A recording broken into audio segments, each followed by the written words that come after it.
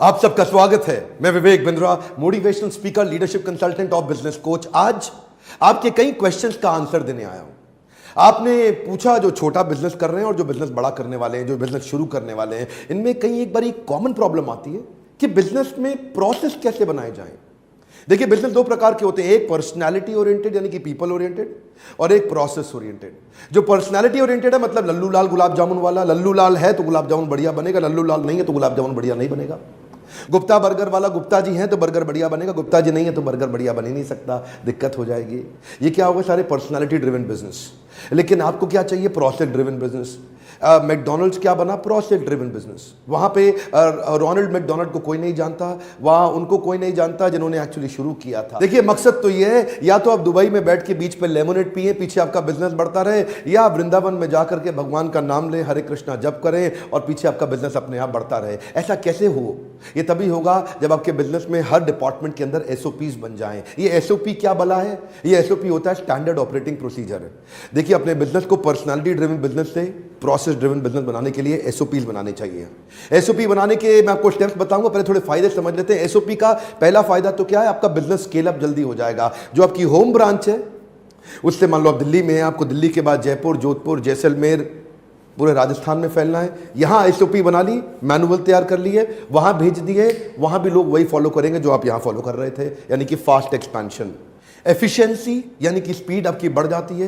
Quality consistent हो जाती है, यानी कि हर बार एक जैसी क्वालिटी आती है, क्वालिटी पैरामीटर्स एक जैसे हो जाते हैं। यूनिफॉर्मिटी इन परफॉर्मेंस, यानी कि परफॉर्मेंस हर बार यूनिफॉर्म होगी, आउटकम हमेशा एक जैसा निकलेगा। मिसकम्युनिकेशन रिड्यूस हो जाएंगे, बार बार मिसकम्युनिकेशन नहीं होंगे, फेलियर के चांसेस घट जाएंगे। एसओपीज के फायदे कई हैं। एसओपी बनाए किस चीज के जाते हैं? देखिए, स्ट्रैटेजी के शुरू में एसओपी मत बनाइए, एग्जीक्यूशन के एसओपी बनाइए। स्ट्रैटेजी आप अपने पास रख सकते हैं क्योंकि आप बिजनेस के ओनर हैं, बिजनेस के लीडर हैं, आप बिजनेस को समझते हैं। लेकिन एग्जीक्यूशन के एसओपी बना सकते हैं ताकि काम अपने आप चलते रहें और ऑटोमेशन में धंधा आ जाए। कई बार लोग मुझसे पूछते हैं, डॉक्टर बिंद्रा, बिजनेस को ऑटो मोड में कैसे लाया जाए? उसी के लिए तो लीडरशिप फनल बनाया हमने। आप आइए और हमारे से आकर के सीखिए, पर फिर भी कुछ आपको थोड़ा आइडिया तो इसी वीडियो में मिल जाएगा। इस वीडियो को पूरा ध्यान से देखिए। ऑटोमेशन में लाने के लिए सबसे पहला रूल क्या है? वो सारी एक्टिविटी ढूंढिए जो रेपिटेटिव नेचर की है आपकी कंपनी में, यानी कि बार बार की जाती है। मोस्ट फ्रीक्वेंटली डन एक्टिविटीज, वो एक्टिविटी जो मोस्ट फ्रीक्वेंटली की जा रही हैं, उनका सबका लिस्ट बना लीजिए। तो स्ट्रैटेजी अपने पास रखिए, लेकिन एग्जीक्यूशन के फ्रेमवर्क्स बनाइए। और फ्रेमवर्क्स के अंदर एक फ्रेमवर्क है प्रोसेस बनाने का। और इन एसओपी से क्या होगा? आपके यहां परफॉर्मेंस मैनेजमेंट अच्छा हो जाएगा। परफॉर्मेंस मैनेजमेंट का मतलब क्या है? आप ब्लैक एंड व्हाइट में डिस्टिंग्विश कर सकेंगे कौन हाई परफॉर्मर है, कौन लो परफॉर्मर है और कौन नो परफॉर्मर है। किसको रखना है, किसी को छोड़ना है, ये पता चल जाएगा। क्योंकि एसओपी बन गए ना, प्रोसेस बन गए। अब बेस्ट क्वालिटी प्रोसेस के अगेंस्ट हर एक की आउटकम को आप जिसने भी जो भी काम किया ना, जो भी आपके एम्प्लॉइज हैं, वो जो भी काम करते हैं, उसको कंपेयर आसानी से कर लेते हो। एक सबसे ज्यादा फ्रीक्वेंटली मैंने महसूस किया है छोटे व्यापारियों के जीवन में, एसओपी ना होने से ना नॉलेज लॉस का खतरा बड़ा हो जाता है। जरा इसको ध्यान से समझिएगा। नॉलेज लॉस का जो डेंजर है ना, you know what does this mean? क्योंकि हर एक चीज वेल रिटन मैनुअल में नहीं है, वेल प्रॉपर्ली फॉर्मेटेड नहीं है, क्योंकि उसका प्रोसेस नहीं बना, तो वो आपके एक्सपर्ट एम्प्लॉय के ब्रेन में है, क्योंकि वो अपनी एक्सपर्टीज के माध्यम से कर रहा था। अब आप उस पर डिपेंडेंट हो गए, ये फिर से पर्सनालिटी डिपेंडेंट हो गया बिजनेस, क्योंकि वही जानता है इसे करना कैसे है। वो मास्टर है, वो सुपर स्पेशलिस्ट है उस काम का, वो एक्सपर्ट है उस काम का, और उसका प्रोसेस बना नहीं। जिस दिन वो छोड़ के चला गया, पूरी कंपनी का नॉलेज लॉस हो गया। वो नॉलेज का डेटा बैंक जो उसके दिमाग में था, पेपर में नहीं था, आपके हाथ से निकल गया। लेकिन अगर उसी का नॉलेज का डेटा बैंक आपके पेपर पे आ जाएगा ना, तो फिर रिपीटेबिलिटी आ जाएगी, और अगला एम्प्लॉय जिसको आप हायर करेंगे उसके जाने के बाद उसकी ट्रेनिंग की कॉस्ट घट जाएगी। क्यों? क्योंकि मैनुअल तैयार है। अब आते ही आपको बहुत दिन उसके साथ लगाने नहीं, वो आया और आकर के उसने मैनुअल देखा और आपने उसको बोला, भाई मैनुअल पढ़ो फटाफट, 3-4 दिन का काम है, जल्दी जल्दी सारे मैनुअल पढ़ो, उसके बाद आपका टेस्ट ले लूंगा कि आपको समझ में आया कि नहीं आया।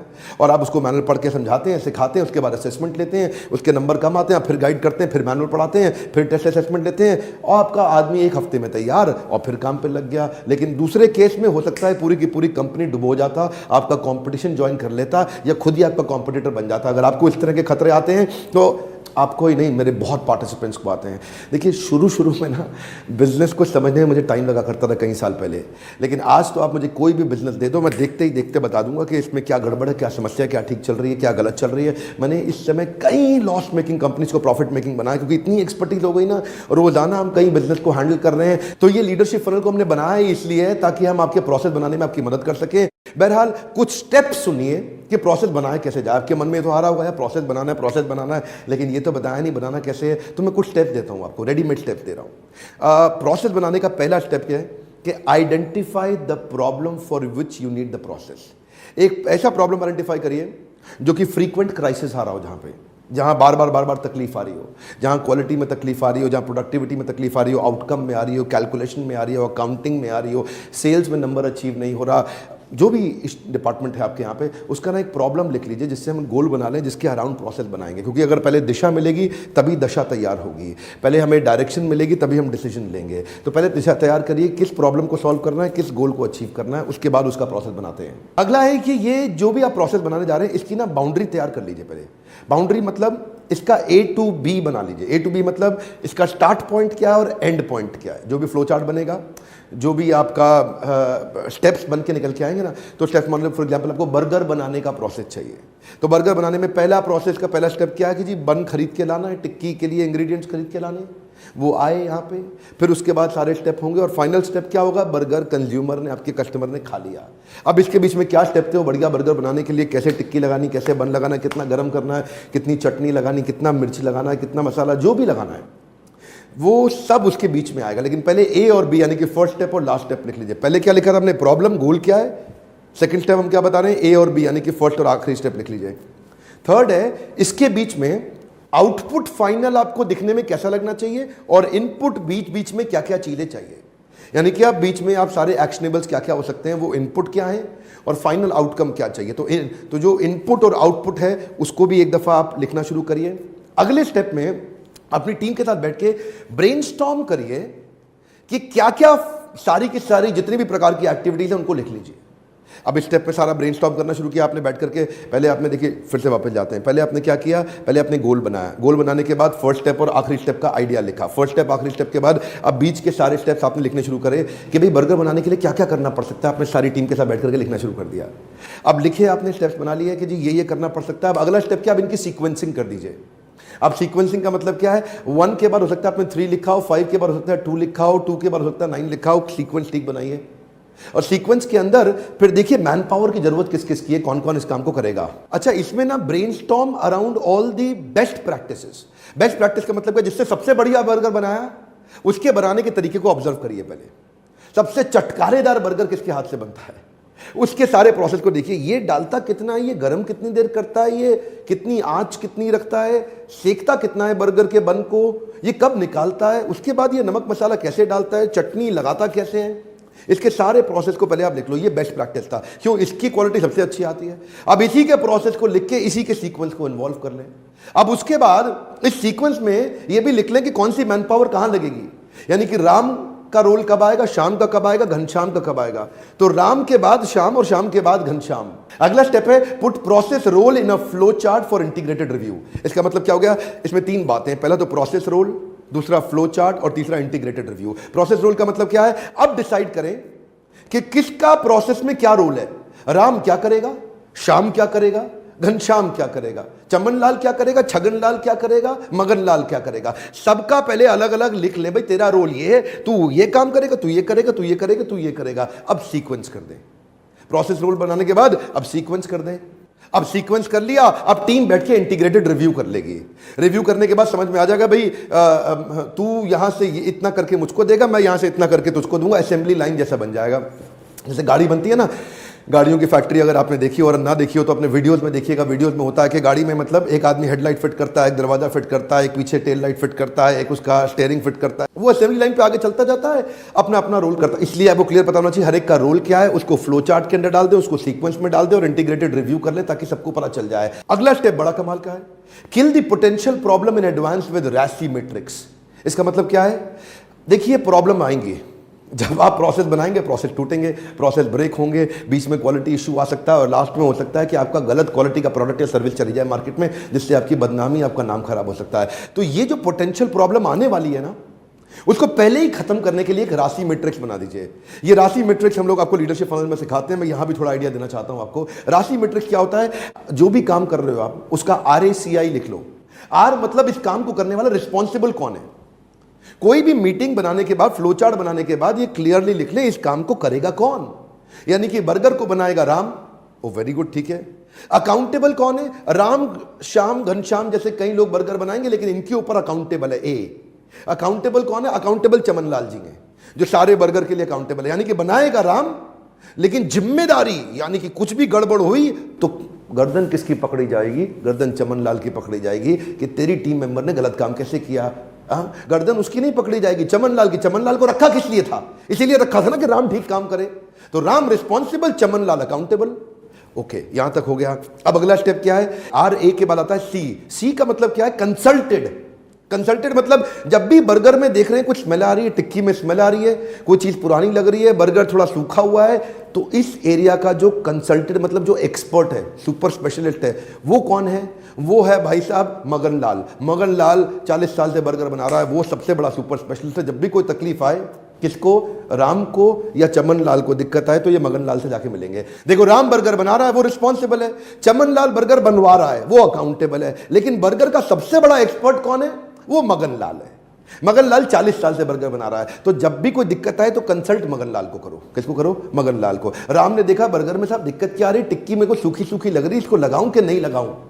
अकाउंटेबल है आपका चमन लाल। चमन लाल कहता है यार ऐसा करते हैं, सुपर स्पेशलिस्ट तो मगन लाल है, उससे पूछते हैं।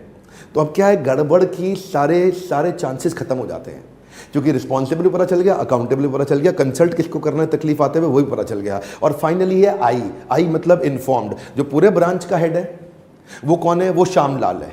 श्यामलाल पूरे ब्रांच का हेड है, he has to be informed. For example, hotel industry के अंदर एक रूम में, रूम जहाँ पे गेस्ट लोग आके रुकते हैं, वहाँ पे bath tub, shower curtain, shower panel, bathroom mirror, vanity table, ये जितनी भी चीज़ें हैं इनकी सफाई कौन करेगा? रिस्पॉन्सिबल कौन करेगा? वहाँ पे जो क्लीनिंग एजेंट है, जो जिसको काम दिया हुआ है, वो सफाई करेगा। इसके ऊपर अकाउंटेबल कौन हो गया? वो फ्लोर मैनेजर हो गया, जो सारे के सारे रूम्स के ऊपर एक मैनेजर है, वो देखेगा कि सबने काम ठीक से किया है कि नहीं किया। कंसल्टेड कौन है? उस डिपार्टमेंट का जो सुपर स्पेशलिस्ट है, उसको चेक करेंगे भाई अगर ये गड़बड़ हो तो क्या करना चाहिए, वो कंसल्टेड है। लेकिन जो पूरे डिपार्टमेंट और डिवीजन का हेड है या जनरल मैनेजर है, वो इन्फॉर्म्ड है। इन्फॉर्म्ड व्यक्ति जरूरी नहीं है बीच बीच में हर बार आए, उसको खाली पता है ये करना। ऐसे राशि मैट्रिक्स को लेकर के रीस्टॉकिंग ऑफ बाथरूम सप्लाई करना है, या रेस्टोरेंट, एलिवेटर, फ्रंट ऑफिस के एरिया को क्लीन करना है। एक होटल को बिल्ड करने में बहुत सारे डिपार्टमेंट होते हैं, हर डिपार्टमेंट के SOP बना लीजिए। अगला आदमी आएगा, वो SOP को सीखेगा, इंप्लीमेंट करेगा। हर समय आपको सरखपाई करनी नहीं पड़ेगी, हर समय आपको मेहनत करनी नहीं पड़ेगी। अभी तो आप 15 घंटे काम करते हैं, 12 घंटे काम करते हैं। एक्चुअली आप बड़े मेहनती व्यक्ति हैं, आप वीडियो ध्यान से देख रहे हैं ना, सीखना चाहते हैं, आप मेहनती बहुत हैं, हार्ड वर्किंग बहुत हैं। लेकिन मैं आपको वो तरीके, वो टैक्टिक्स सिखाना चाहता हूं जिससे आपको काम नहीं करना, आप स्ट्रैटेजी पे काम करेंगे, लोग आपके साथ एग्जीक्यूट करेंगे, बिजनेस तेजी के साथ बढ़ता जाएगा। ये I do, we do, you do model क्या है? पहले मैं करके दिखाता हूं अपने जूनियर को, देखो भाई मेरे जूनियर आई डू, देखो भाई मेरे जूनियर आई डू। उसके बाद चलो अब दोनों इकट्ठे करेंगे, वी डू, चलो अब दोनों इकट्ठे मिलकर करते हैं, वी डू। उसके बाद क्या है? You do. अब आप करो, मैं देखूंगा आपको, यू डू। अब आप सीख गए हो, आप खुद ही करके दिखाओ मुझे, यू डू। पहले मैंने करके दिखाया, फिर हम दोनों ने मिलकर किया, और फिर अब मैंने देखा कि अब ये ठीक से सीखा है कि नहीं सीखा। इससे राशि मैट्रिक्स और ये मैट्रिक्स इंप्लीमेंट करने से ना आप एक स्केल अप करके टीम तैयार कर लेते हैं, नीचे हाई परफॉर्मेंस टीम बिल्ड कर लेते हैं। ये वीडियो बड़ा कमाल का वीडियो था उन सबके लिए जो बिजनेस को लेकर सीरियस है और हाई परफॉर्मेंस टीम बिल्ड करना चाहते हैं। अगर इस वीडियो को ठीक से इंप्लीमेंट करना है तो 3-4 दफा घुमा के वापस देखिए, अपने फ्रेंड्स को शेयर करिए, अपने एम्प्लॉइज को, अपने टीम मेंबर्स को शेयर करिए, उनसे डिस्कस करिए, उनसे ब्रेनस्टॉर्म करिए। देखिए, मेरा प्रोग्राम ना ऐसा हवाई नहीं है। मेरे हर प्रोग्राम में फॉर्मूला होता है, फ्रेमवर्क्स होता है। मेरे लीडरशिप फनल के प्रोग्राम के अंदर इंप्लीमेंट करने लायक वो फ्रेमवर्क्स हैं जिससे हर नॉलेज को आप इंप्लीमेंट कर सकें। अगर आपको देखिए हवाई मोटिवेशन, किससे कहानियां पसंद है, चुटकुले पसंद है, तो मेरे प्रोग्राम में मत आइए। मेरे प्रोग्राम में तब आइए जब आपको बिजनेस एक्चुअली बड़ा करना है। अगर ऐसी प्रॉब्लम सॉल्विंग वीडियो से थोड़ी सी भी मदद होती हो, लाइक करना बिल्कुल मत भूलिएगा। नीचे कमेंट बॉक्स में लिखिए क्या प्रॉब्लम फेस कर रहे हैं आप अपने बिजनेस में। जो भी प्रॉब्लम फेस कर रहे हैं नीचे लिख दीजिए। किसी को नहीं पता चलेगा कि आप हैं कौन, लेकिन आपकी प्रॉब्लम मुझे पता चल जाएगी तो मैं उसके ऊपर नया वीडियो बनाने का प्रयास करूंगा। मेरे साथ जुड़े रहने के लिए, चैनल को सब्सक्राइब करने और करवाने के लिए हर बार की तरह इस बार भी बहुत बहुत धन्यवाद।